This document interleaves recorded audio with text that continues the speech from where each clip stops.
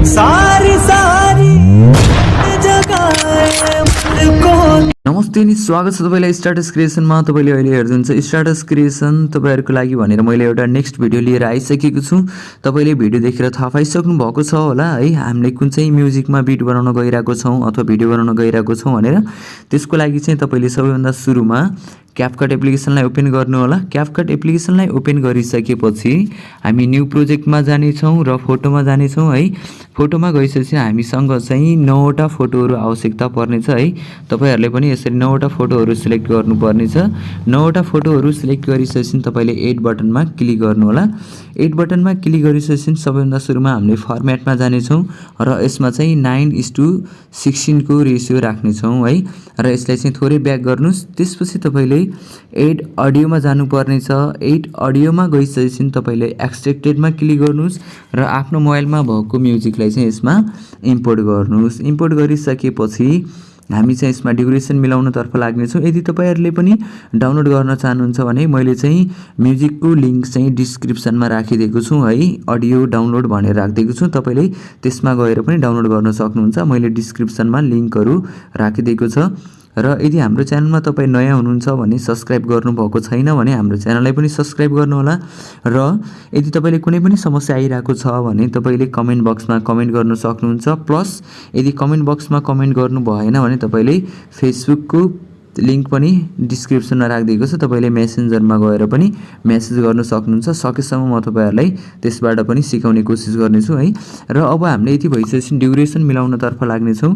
First इमेजको duration रहेको छ हामीसँग 2.8 को ड्युरेसन रहेको छ है, फर्स्ट इमेजको ड्युरेसन। अनि त्यस्तै गरेर नेक्स्ट इमेजको ड्युरेसन चाहिँ हामीले राख्ने छौं 1.9 को रेशियोमा राख्ने छौं है, 9।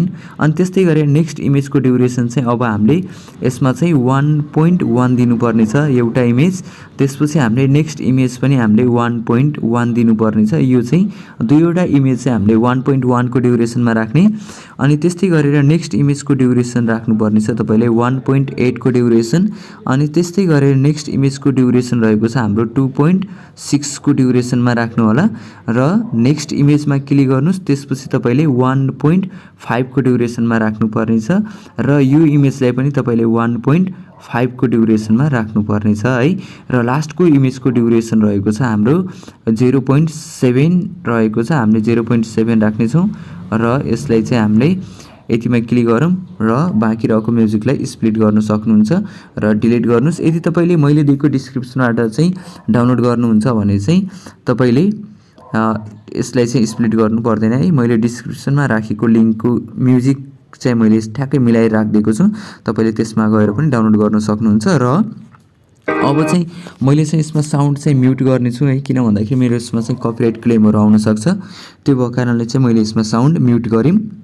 र रह्यो अब हामीले यसमा एनिमेसन राख्नको लागि हामी के गर्ने छौं, इमेजमा क्लिक गर्नुस्, एनिमेसनमा जानुस्। एनिमेसनमा गएर कम्बो एनिमेसनमा जानु होला र थोरै साइडमा सार्नु होला। यहाँनिर हामीसँग बाइसेक्ट 2 रहेको छ है, तपाईले यो बाइसेक्ट 2 मा गएर क्लिक गर्नुस्। क्लिक गरिसकेपछि हामीले यसलाई ओके मा क्लिक गर्ने छौं। नेक्स्ट इमेजमा क्लिक गर्नुस्। त्यसपछि तपाईले अब चाहिँ इन एनिमेसनमा है, इन एनिमेसनमा जानुस्। त्यसपछि तपाईले यहाँनिर रक भर्टिकल भन्ने छ, यसमा क्लिक गर्नुस् र यसको ड्युरेसन फुल राख्नुस् र नेक्स्ट इमेजमा पनि क्लिक गर्नुस्। सबैमा तपाईले रक भर्टिकल राख्नुपर्ने छ। सबैमा भन्नाले पनि हामीले फर्स्ट एन्ड लास्ट चाहिँ हामीले राख्दैनौं है। फर्स्टको इमेज र लास्टको इमेजलाई चाहिँ हामीले रक भर्टिकलमा राख्दैनौं, बाँकी चाहिँ हामीले यसमा रक भर्टिकल राख्ने छौं। यसलाई यहाँसम्म राख्नुस्। हामीले चाहिँ रक भर्टिकलमा क्लिक गरेपछि यसको ड्युरेसन चाहिँ फुल लेन्थ सम्म राख्नु होला है। यसमा पनि क्लिक गर्नुस् र यसमा क्लिक गर्नु होला रक भर्टिकलमा र यसको हाम्रो ड्युरेसन पनि बढाइदिनुस् र यसमा क्लिक गर्नुस्। लास्टमा चाहिँ हामीले सेक 1 राख्ने छु है, मैले चाहिँ यसमा सेक 1 इफेक्ट। यदि भइसकेपछि अब चाहिँ हामी थोरै स्टार्टिङमा आउने छौं र इफेक्ट राख्नुपर्ने छ। तपाईले फेरि इफेक्ट भन्ने बित्तिकै योलाई इफेक्टमा चाहिँ क्लिक नगर्नु होला। यो भनेको चाहिँ हाम्रो म्युजिक इफेक्ट हो। त्यसको लागि चाहिँ हामीले भिडियो इफेक्टको लागि थोरै ब्याक गर्ने छौं।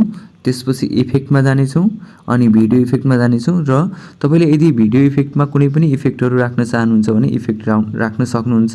र जस्तै मैले यहाँनिर गएँ थोरै ग्यापमा भिडियो इफेक्ट, त्यसपछि बेसिकमा गयौँ। बेसिकमा गइसकेपछि मैले यहाँनिर एउटा सेक इफेक्ट राख्नेछु र ओके सेक इफेक्टको ड्युरेसन चाहिँ यहाँसम्म राख्नुहोस् र अब हामीले दुईटा इमेजको बिचमा आउनुहोस् ठ्याक्कै है र यहाँनिर गइसकेपछि हामीले मेटर इफेक्ट युज गर्नेछौँ भिडियो इफेक्ट। त्यसपछि थोरै साइडमा सार्नुहोस्, मोडमा जानुहोस्। मोडमा गइसकेपछि तपाईँले यसमा मेटर इफेक्ट भन्ने भेट्न सक्नुहुन्छ। क्लिक गर्नुहोस् मेटर इफेक्टमा र यसको ड्युरेसन पनि यहाँसम्म राख्नुहोस्। कपी गर्नुहोस्, यसलाई पनि यहाँसम्म मिलाउनुहोस् है। ड्युरेसन मिलाउँदै राख्दै जानुपर्ने छ तपाईँले। यहाँसम्म मिलाउनुहोस्, यसलाई पनि कपी गर्नुहोस् र यसको ड्युरेसन पनि यहाँसम्म कपी, यसको ड्युरेसन पनि यहाँसम्म राख्नुहोस् र यसलाई पनि कपी गर्नुहोस्, यसको ड्युरेसन यहाँसम्म राख्नुहोस् है। यदि गरिसकेपछि अब चाहिँ हामीले यसमा चाहिँ एउटा नेक्स्ट इफेक्ट राख्नेछौँ। भिडियो इफेक्टमा गएर फ्रेम राख्नेछौँ है।